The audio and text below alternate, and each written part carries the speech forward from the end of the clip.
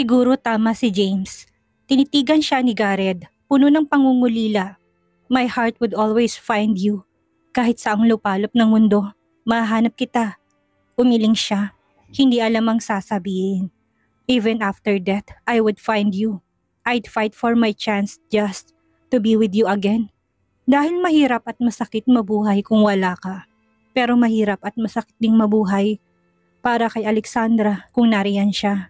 Mariin na pumikit si Alexandra. Nawawala ng lakas na sumagot pa. Hindi niya alam kung anong naging buhay ni Gareth sa loob ng 5 taon nilang pagkawalay sa isa't isa. Siguro naging mahirap para kay Gareth dahil sinisisi nito ang sarili sa nangyari sa kanya. Samantalang nabuhay naman siya ng payapa at malayo sa mga bagay na makakasakit sa kanya. Kung isipin niya ng mabuti, naging maayos ang buhay niya sa piling ni Marcus. Naging payapa, naging matiwasay, pero hindi siya naging masaya. Parang may kulang, parang may kahungkagan sa puso niya na hindi kayang punan ni Marcus. Marahang idinampi ni Gareth ang palad ni Alexandra sa kanyang labi. Gusto niyang iparamdam sa babae kung gaano siya nagsisisi at nangungulila. Ngunit alam niyang hindi yan mararamdaman ngayon ni Alexandra dahil puno ito ng galit at hinanakit. Ganun pa man handa siyang maghintay. Handa siyang magsakripisyo para lang muling bumalik ang nararamdaman sa kanya ni Alexandra. Yun lang naman ang tanging nais niya. Ang muling mahalin ng babae. Hindi na muling nagsalita si Alexandra, kaya pinunasan niyang mga basang luha sa pisngi nito. Lumuhod siya sa gilid ng bathtub saka pinatakan ng halikang noo nito. Naramdaman niyang humugot ng malalim na hininga ang babae.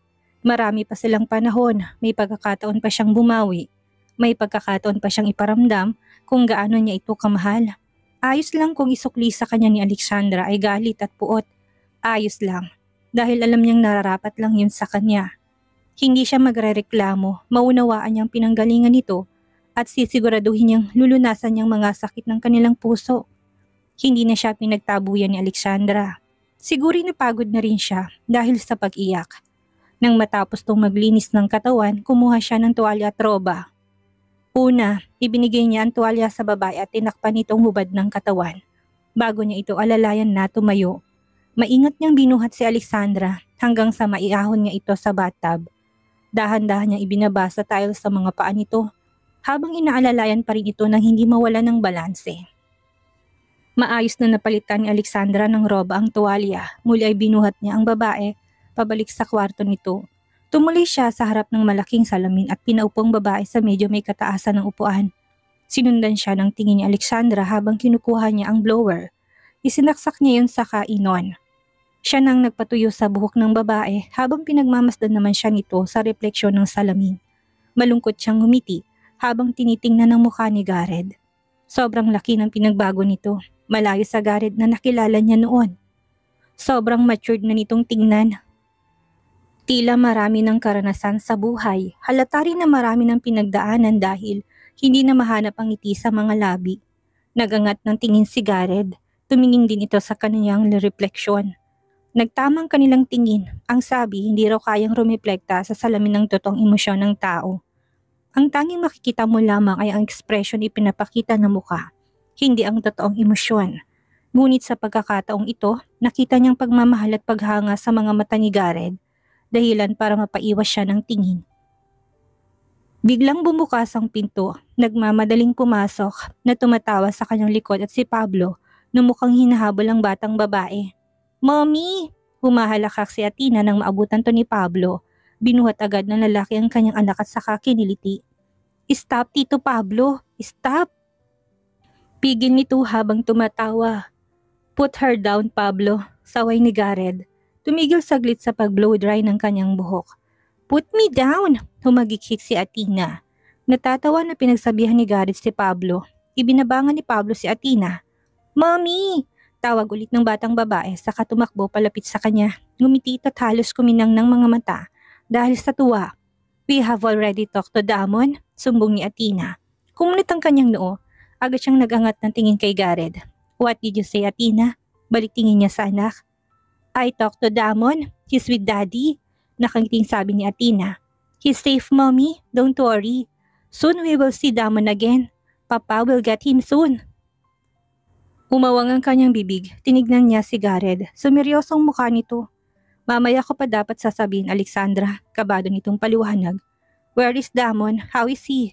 How did you contact him? Sunod-sunod niyang tanong. Humakbang si Pablo, seryoso na rin ang mukha. He knows your number, Alexandra. He dialed it yesterday. And luckily Athena was able to pick it up. Nagkausap sila. I was in the kitchen. You were asleep. Gareth and James were out on their mission. Si Athena lang ang nakausap niya. Marahang tumango si Gareth. Hindi na namin sinabi sa'yo kahapon dahil ayaw namin na mabinat ka. Alam kong mag-aalala ka, makakasama sa'yo. Paliwanag ni Pablo. Anong makakasama? It was my son Pablo, galit niyang turan. You should have told me. Where is Damon? Nahanap niyo na ba siya? Mommy! Natatakot na tawag ni Athena nang makitang nagagalit siya. Nagbaba siya ng tingin sa batang babae, saka kinalmang kanyang sarili. Calm down, Sandra. You're scaring your daughter. Paalala niya sa sarili. My team is already trying to locate the caller's location. Sagot ni Gareth. Tinignan niya ang lalaki. Seryoso pa rin ang mukha ni Gareth. We will find him, Alexandra. We will take him back.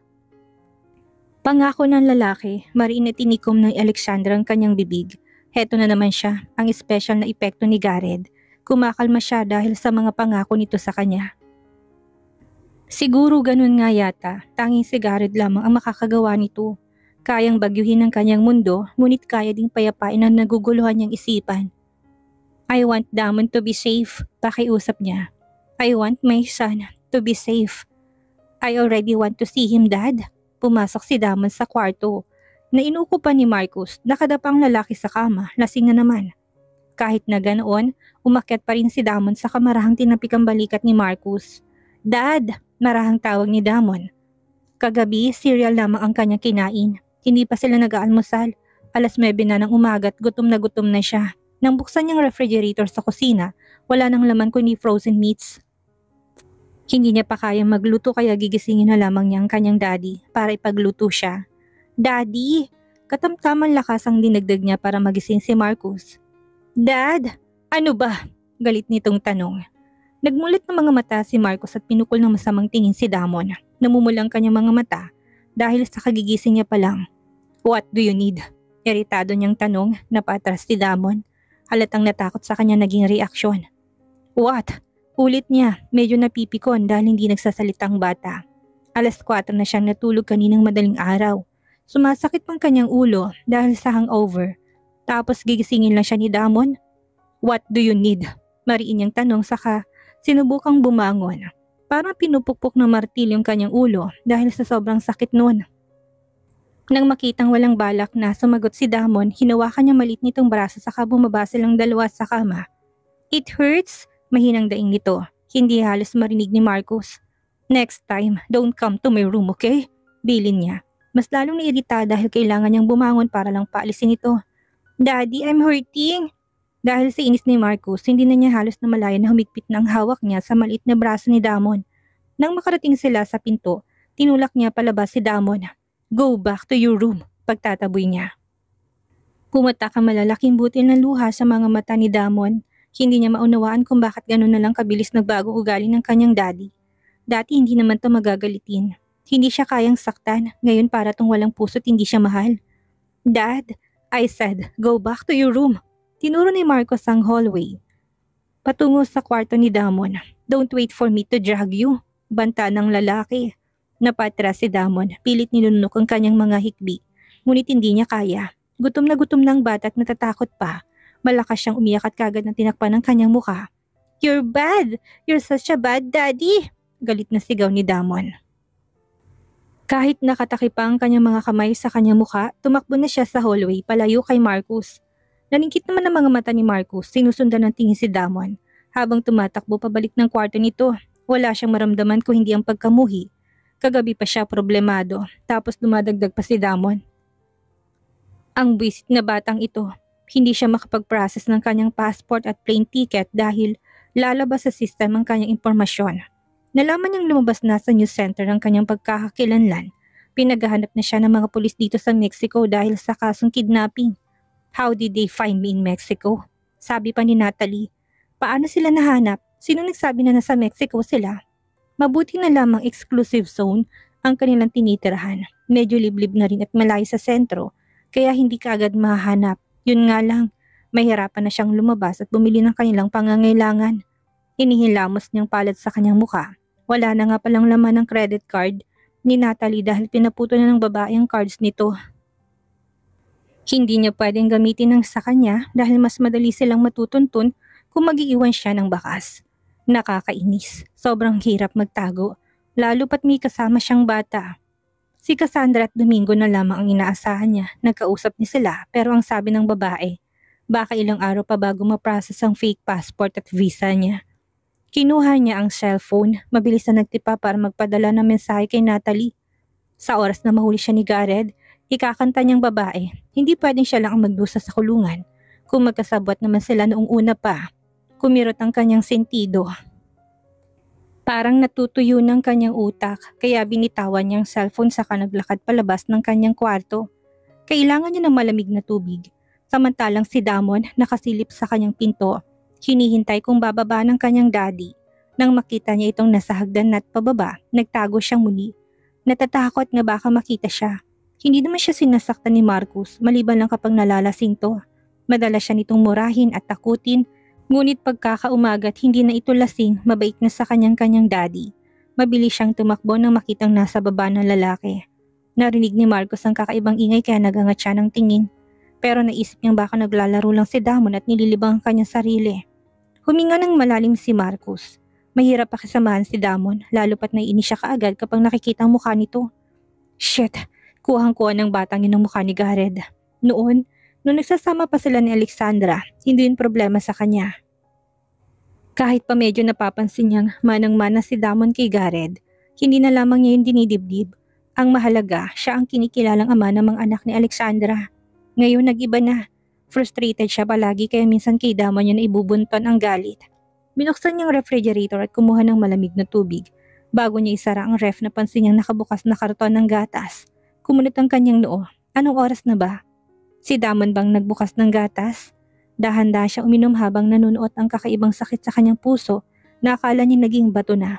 Hindi pa nga pala nag-aamusal si Damon. Baka yun ang pinunta ni Damon sa kanya nang maubos ang isang baso ng tubig na tulala siya saglit. Kagabi, hindi rin siya nakapagluto dahil mas inuna niyang uminom, lalo pat hindi na niya makontak ang number ni Natalie. Masyado siyang stress. Nakalimutan na naman na may kasama siyang bata. Kung ganoon, baka kagabi pa hindi kumakain si Damon. Ipinikit niya ang mga mata, nagtatagis ang kanyang bagang at hindi maintindihan kung saan nanggagaling ang matinding galit sa sarili. We used to cook breakfast together nung nasa Sicily pa sila. Madalas na si Damon pa ang gumigising sa kanya para magluto na sila ng agahan. Yun ang bonding nilang dalawa, lalo na kapag galing siya sa ibang bansa. Those were the old gold times. May konting pagsisisi sa puso ni Marcus. Wala namang kasalanan si Damon sa kanya pero itong nihirapan dahil sa galit niya kay Gareth. Huminga siya ng malalim. Magandang relasyon nila noon ni Damon, sinisira lamang niya ngayon dahil sa galit niya sa totoong tatay nito. Damon's innocent and it looks like I'm the monster here. Damon, tawag niya mula sa kusina. Halos patakbo siyang umakyat sa hagdan sa kadamiretso sa kwarto ng bata. Nang buksan niya ang pinto, wala doon si Damon, kumunot ang kanyang noo. Where is my son? Naisip niyang baka nasa kwarto niya, kaya dali-dali siyang naglakad papunta sa kanyang kwarto. Ngunit narinig niyang mga hikbi ni Damon. Nanginginig ang kamay ni Alexandra na makita ang caller ID sa screen ng kanyang phone. Pablo! Sigaw niya. Hindi pa siya nakakalakad ng maayos dahil mahina pa ang kanyang katawan. Napapagod siya kaagad kaya madalas na sa labas lamang si Pablo. James o Gareth, naghihintay na tawagin niya kung sakaling kailangan niya ng tulong. Si Pablo sigurado siyang hindi umalis ng bahay kaya itong palagi niyang tinatawag. Saktong nakasagot niya ng tawag, pumasok naman sa silid si Pablo. Nagtataka sa pagpapanik niyang sigaw. Hello, Mommy! Parang gumuho agad ang mundo ni Alexandra. Nang marinig ang boses ni Damon. Damon! Nanginginig ang kanyang boses agad na nag-init ang sulok ng kanyang mga mata. Damon! Tawag niya. Mommy! Narinig niyang umiiyak si Damon. Mahina, tila pinipigilan ng sarili na huwag gumawa ng ingay. 3 araw na simula nang malaman niya na tumawag si Damon at nakausap nito si Athena. Kaya simula nang palagi na siyang nagbabantay sa kanyang phone. Umaasang tatawag ulit ang kanyang anak. Damon! Mommy! Mommy! Paulit-ulit itong tawag sa kanya. Pumatak ang kanyang mga luha, parang pinipig ang kanyang puso. Walang katulad ang pangungulilang nararamdaman niya kay Damon. Let me have it, Alexandra. Hindi niya napansin na pumasok na si James. Garrett at 2 pang tauhan na may dalang mga devices. Siguro tinatawag ni Pablo na mapansin na si Damon ng kanyang kausap. Kinuha ni James ang cellphone saka sinaksak ang isang cord na konektado sa itim na box na maraming wire. James! Tawag niya saka sinubukang bumabang kama. Lumapit si Garrett. Inalalayan siya. We need to do this, Sandra. Mas madali nating mahanap ang lokasyon ni Damon kung tumatawag siya. Paliwanag ni Garrett sa kanya. Kumapit siya kay Garrett habang pilit na sumusunod kay James. Mommy! Ni-loudspeaker ni James ang phone kaya narinig nila lahat ang hikbi ng kanyang anak. I miss you! I miss Athena! Where are you? When will you come for me? I miss you! Iyak nito. Parang sinasakal ng puso ni Alexandra sa mga iyak ng kanyang anak. Upang hindi na siya mahirapan, binuhat siya ni Garrett palapit kina James. Samantalang kumuha ng upuan si Pablo para sa kanya. Kukunin ka namin, Damon. Pinunasan niyang kanyang mga luha. Puno na ngayon ang determinasyon ng kanyang puso. Where are you? Mommy will take you back, Damon. I promise that. I don't know, sagot nito. Daddy brought me to this big house. He told me. I heard him. He's taking me to Philippines. Putol-putol minsan ang pagsasalita nito dahil sa mga hikbi. Dahil nasa tabi ni Alexandra ang expert, nakita niyang nagzozoom ang pulang bilog sa mapa. Kausapin mo, Sandra. Sabi mo huwag ibababa agad ang tawag. Damon, tawag niya sa anak. Can you hide the phone, Damon? Where is Daddy? He's downstairs. I thought maybe he will drink more wine. Umawang ang labi ni Alexandra. Palagi bang naglalasing si Marcus? How are you? Did he hurt you? Nanginginig ang kanyang boses. Naalala niya, isang beses na lasing si Marcus. Lasing na lasing. Nasa Switzerland pa sila. Ang alam niya, nalugi ng tuluyan ang ilang negosyo ng pamilya nito, dahilan para magpakalasing ang lalaki. Umuwi ito, halos sirain lahat ni Marcus sa mga gamit sa attic. Hindi niya makakalimutan ng gabing iyon. Nagmumura si Marcus. Sinisirang mga gamit at parang nawala na sa katinuan. Paano kung ganun ang palaging ginagawa ni Marcus kapag nalalasing siya? Kasama pa naman ito ngayon si Damon. Wala siyang makuhang sagot. Damon, marahan niyang tawag. I'm scared, Mom. Mahina nitong sabi. I'm scared. Why he's so mean to me sometimes? Why he doesn't want me to talk to you? Why he doesn't want to feed me? He's always angry at me. Sumbong nito, ikinuyom niya ang mga palad. Hindi niya kayang isipin kung anong hirap ang pinagdadaanan ngayon ni Damon. Dapat mabawi na nila sa madaling panahon ng kanyang anak. Don't be scared, Damon. Mahina niyang saad. I'll be there. I will find you, baby. I will. What are you doing? Daddy! Kumabog ang dibdib ni Alexandra na marinig ang boses ni Marcos sa kabilang linya.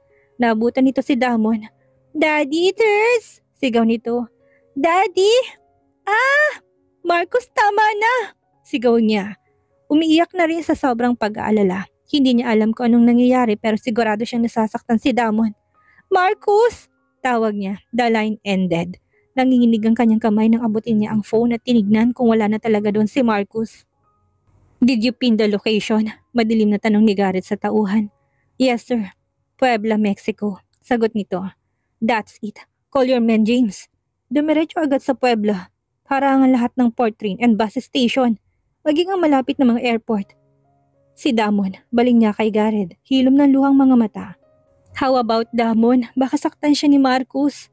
Calm down, Alexandra. Marahang saad ni Garrett. Pilit itong ginagawang neutral ang ekspresyon ng mukha kahit pa sumisilip ang galit at pag-alala sa mga mata nito. Nahanap na ang lokasyon ni Marcus. Mababawi natin si Damon. Magtiwala ka lang. Si Damon, iyak niya. Halos hindi marinig ang sinasabi ni Garrett. Nag-aalala siya na sobra kay Damon. Ang mga iyak nito parang masakit na musika sa kanyang pandinig. Sumusugat sa puso niya ang takot nitong boses. Habang tinatawag ang kanyang pangalan, takot na takot yung bata, Garrett. Wala man lang kumagawa para sa anak ko. Rinig ang matinding frustrasyon sa kanyang boses. Napakawala kong silbi bilang isang ina. Calm down, Alexandra. Si Pablo na napansin ng masyadong mataas na emosyon ni Alexandra. Mabigat ang dibdib ni Garrett at gusto niyang manakit ng tao ngayon. Lalo pa't rinig na rinig niya ang takot sa boses ni Damon kaninang nagsasalita ito. Ngunit hindi siya pwedeng magpadaig sa kanyang emosyon. Kailangan niyang maging matatag dahil alam niyang mahina ngayon si Alexandra. Kung ipapakita niyang apektado siya ng sobra, baka mas lalong mawala ng pag-asa si Alexandra. Binuhat niya si Alexandra dahil hindi ito makatayo, saka siya naglakad at binalikto sa kama. Lumabas naman si James para tawagan ang mga tauhan nitong nasa Mexico. Ang dalawang computer expert ay lumabas na rin kasunod ng lalaki. Si Pablo ay lumabas para kumuha ng tubig kaya naiwan silang dalawa ni Alexandra sa silid. Umiiyak ito sa kanyang dibdib. Nanginginig ang katawan dahil sa matinding emosyon. Nangilapag niya sa kama sa Alexandra, hinawakan itong kanyang kamay. Mahigpit. Please, ibalik mo sa akin si Damon. Ibalik mo sa akin yung anak ko. Pagmamakaawa nito, nagtagis ang kanyang bagang na makita kung gaano nasasaktan si Alexandra. Gusto niya rin na maibalik ng anak nila. I'd book a flight to Mexico, Alexandra. Pagbalik ko, kasama ko na si Damon. Don't worry this time. We will do everything to take him back. Pangako niya.